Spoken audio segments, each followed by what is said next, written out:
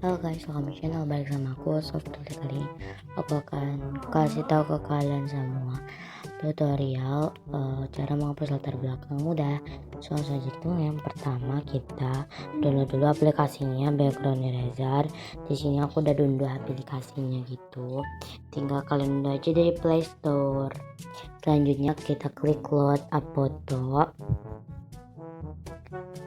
Terus itu kalian tunggu bentar muncul galeri gitu. Nah, tadi itu ya.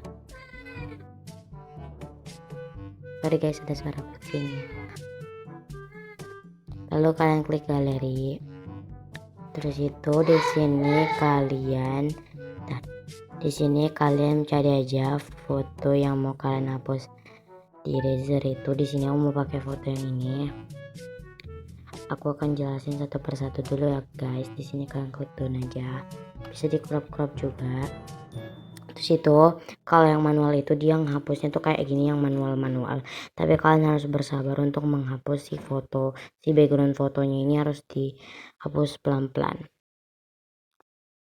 Selanjutnya yaitu adalah itu guys,